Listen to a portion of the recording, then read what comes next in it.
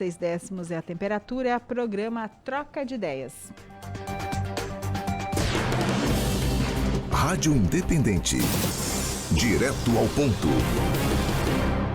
Terça-feira é dia de receber o diretor da Fundação Napoleon Hill e do Mastermind no Rio Grande do Sul, Gustavo Bozetti. Hoje falando a respeito do tema ser produtivo ou ser ocupado, ter agitação ou ter ação. E aí, tanto na nova economia quanto na economia tradicional, um termo ele impera, que são os resultados que definem. Velocidade é diferente de fazer com pressa. Bozetti, tudo bem? Bom dia. Bom dia, Nicolas. Bom dia, Rita. Bom dia, Mike. Bom dia, ouvintes. É um tema interessante, né? Falando sobre produtividade, de novo, falando sobre alta performance, sobre gestão. Quando nós começamos a transitar pelo mercado e o nosso negócio, ele é pautado em visitas, né? Então, a gente está sempre em contato com o mercado, com indústria, com comércio, com prestador de serviços.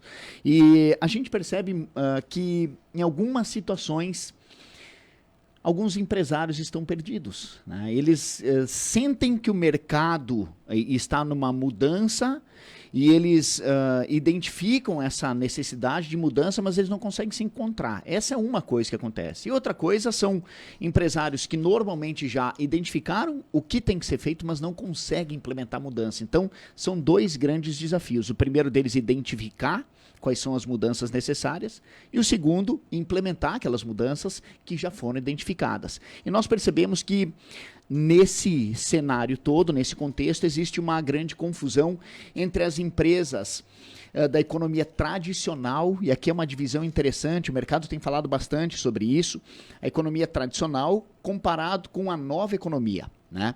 A economia tradicional com algumas características um pouco diferentes da economia nova que tem se falado. Por exemplo, a economia tradicional com o modelo de gestão mais centralizado, respeitando mais as hierarquias, enquanto a nova economia, um modelo mais descentralizado, mais flexível, mais inovador, pautado em cima de tecnologia. A economia tradicional mais focada naquele modelo que normalmente está dentro de uma cadeia de produção, que o erro é evitado a qualquer custo, enquanto outras empresas da nova economia, elas buscam errar rapidamente para gerar logo aprendizado.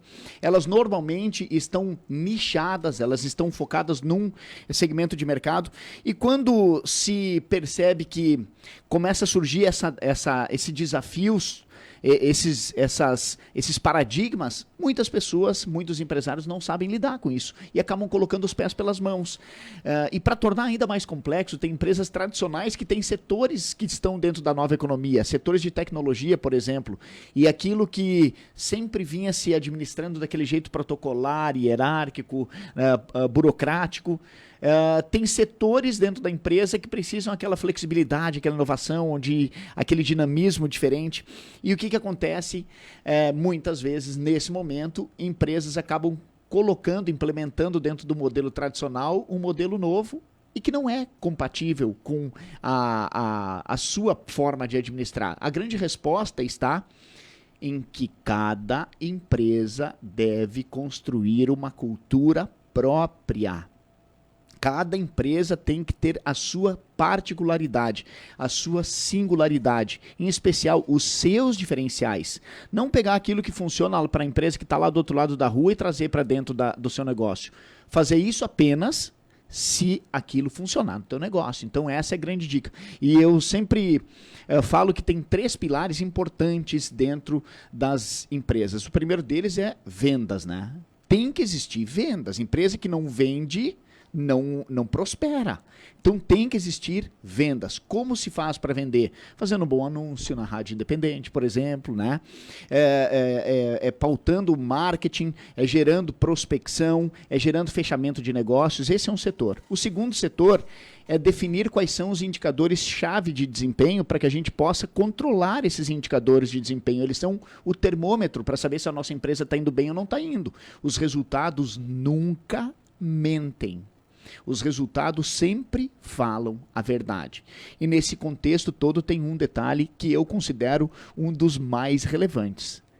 Pessoas. Gestão de pessoas. Porque as pessoas E nós temos diversas atividades que nós fizemos dentro do nosso trabalho, dentro dos nossos grupos Mastermind, que mostram que as pessoas, quando elas são acionadas para reagir de uma forma mais rápida, elas repetem padrões que elas construíram nas suas próprias mentes de anos atrás.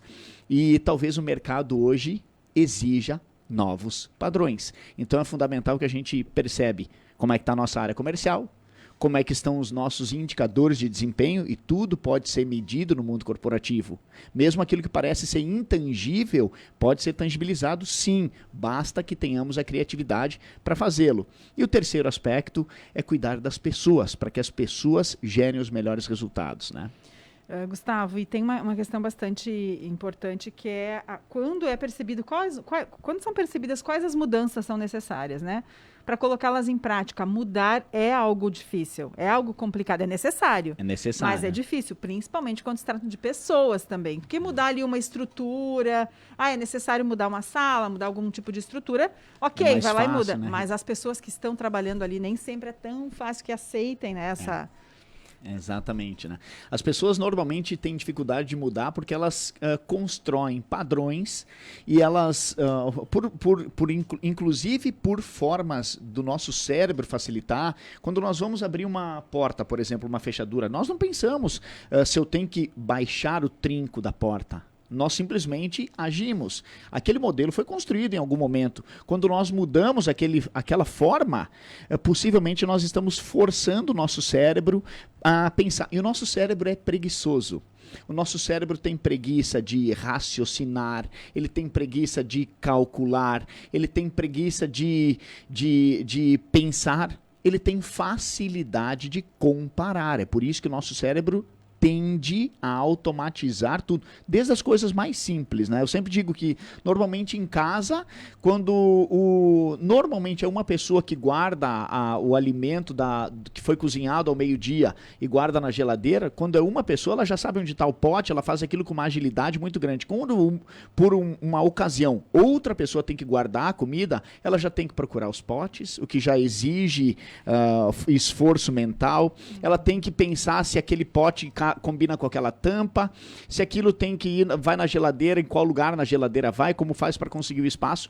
Então, o que para uns é muito automatizado, para outros torna-se uma ação complexa, por mais simples que ela possa parecer. Fazer essa mudança é importante. 3 formas. A primeira delas através da disciplina, da repetição. Eu já falei isso aqui em outros momentos.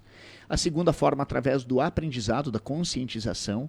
E a terceira forma, inevitavelmente, ela acontece pelo trauma. É quando não tem mais o que fazer. Ou nós mudamos, ou nós mudamos. Então, fica a dica para que as pessoas se adequem a esse novo cenário. Lembrando que existem empresas tradicionais e modernas. E existem empresas na nova economia que consideram-se inovadoras, mas são improdutivas, ou seja, elas são inadequadas para o cenário. E não tem nada a ver, a produtividade não tem a ver com se ela é nova ou se ela é velha. Produtividade tem a ver com resultado, né? E nessa relação entre empresas tradicionais ou novas empresas, nessa economia tradicional ou a nova economia, eu vejo que tem uma máxima que muito se fala, que é a seguinte: em time que está ganhando não se mexe. Isso pode servir para empresas tradicionais, mas ao mesmo tempo que a gente vive um cenário de tantas mudanças, onde uma nova tecnologia que surja pode praticamente acabar com uma empresa tradicional que estava estruturada, que estava dentro daquele negócio, tendo em vista que as grandes empresas têm investido muito em startups justamente para tentar antecipar esse modelo de negócio. Mas, ao mesmo tempo, assim como as empresas tradicionais têm muito que aprender com as empresas novas, tanto do ponto de vista da inovação, de buscar alternativas e soluções diferentes para o mercado, as empresas da nova economia também têm que aprender muito com as empresas tradicionais, porque aquilo que sempre funcionou continua dando certo em relação a uma série de padrões e que há anos funcionam e que, independente do cenário e das novas tecnologias, continuam lidando com as pessoas. Perfeito. Nós temos tantos exemplos, né, Nicolas? tantos exemplos, né? A cadeia de hotéis que foi desrompida aí pelo, não sei nem se existe essa palavra, mas que foi incomodada pelo Airbnb. O modelo tradicional do táxi, que todo mundo cita, que foi incomodado pelo Uber. O modelo de pagamento dos cartões de crédito com o Pix, né? E com a chegada... Quem começou com tudo isso, se eu não me engano, foi uma empresa chinesa chamada WeChat, que começou a efetuar pagamentos de forma online, através de transferência de crédito pelo aplicativo, que é como se fosse o WhatsApp, só que o WeChat é utilizado apenas na China. Ou seja... E para tudo, né? Lá não tem WhatsApp, não tem Facebook, não tem nada. Lá eles têm o WeChat e é isso aí. Se não quer, sai da China. Exatamente. E são modelos que... É por isso a importância da avaliação de desempenho, porque muitas vezes uma nova tecnologia pode surpreender o mercado e literalmente eliminar ou enfraquecer muito aquele mercado. É fundamental que estejamos sempre atentos. As empresas tradicionais nunca vão deixar de existir. É importante que deixe claro isso. Mas como, Gustavo? Sempre vai existir uma cadeia produtiva. Desde tirar um alimento lá da agricultura do solo, até passar ele por um transporte, até passar por um processo de industrialização, sempre vai existir uma cadeia tradicional. Agora, ela pode ser implementada, ela pode ser melhorada pela tecnologia. E isso é algo que está muito atual. Tem uma coisa importante também, tem que tomar cuidado, porque muito se fala em empresas, startups, novas tecnologias, mas são exceções as empresas de tecnologia que prosperam. São exceções, né? Então é fundamental ficar muito atento a isso. Tá certo, muito obrigada. Gustavo Bozetti participa conosco todas as terças no Direto ao Ponto. Ele que é diretor da Fundação Napoleon Hill e Mastermind Rio Grande do Sul. Obrigada e boa semana. Sou eu que agradeço, um prazer sempre. Rita, Nicolas, Mike e queridos ouvintes, prazer. Muito bem, agora 21 para as 11, 20 graus a temperatura.